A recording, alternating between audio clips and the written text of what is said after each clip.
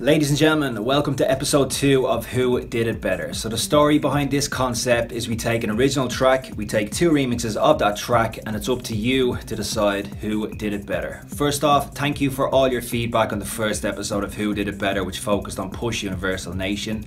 We've totaled up all the votes, and in first position was the original mix, in second place was the Ferry Corsten remix, and in third place was the Dumont remix. Remember, we merely supply the tracks in questions, and it's up to you to decide who did it better.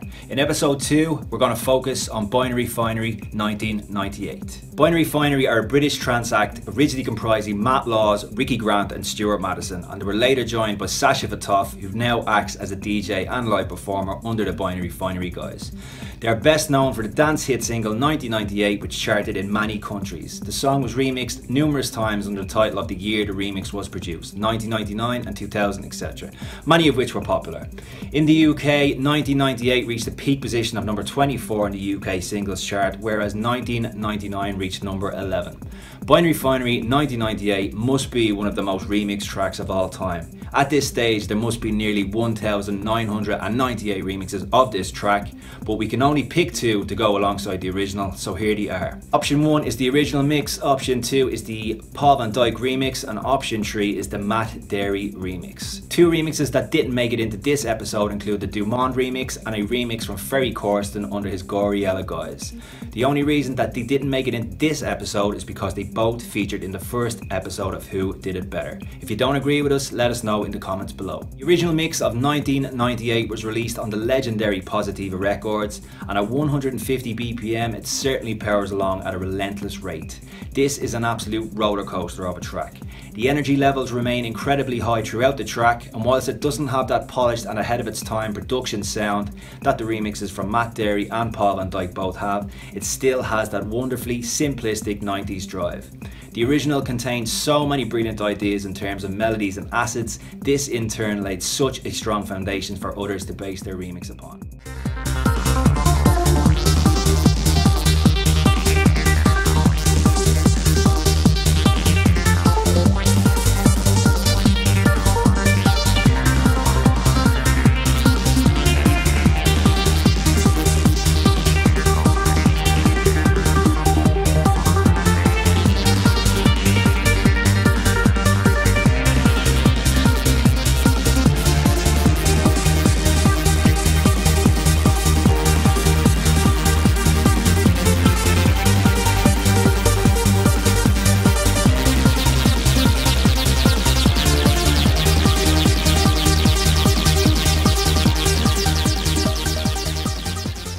Paul van Dyk remix of 1998 is nothing short of amazing. He gives it that majestic Paul van Dyk touch while still staying true to the original.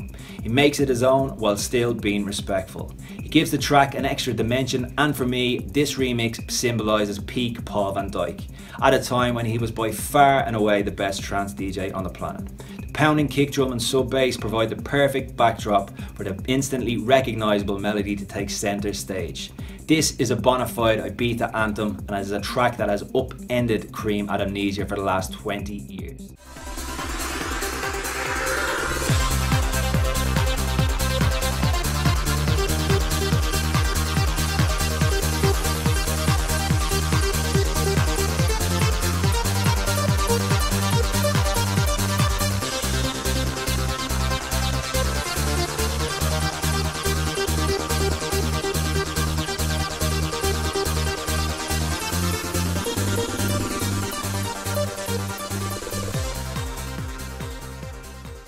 It was in this period that Matt Darey was without doubt one of the most prolific producers in terms of remixes and originals. He is the man responsible for multiple anthems including Liberation, Fly Like an Angel, Beautiful, Lost Tribe, Games Master and Lee Kwan Point Zero.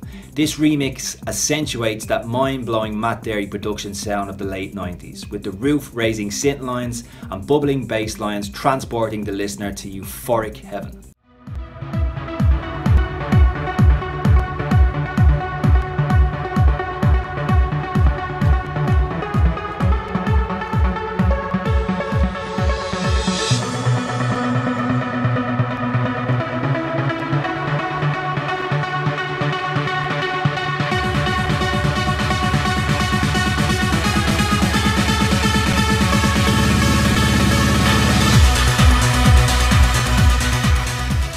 So will it be option 1, the original mix, option 2, the Paul van Dyk remix, or option 3, the Matt Darey remix? Ladies and gentlemen, the decision is yours.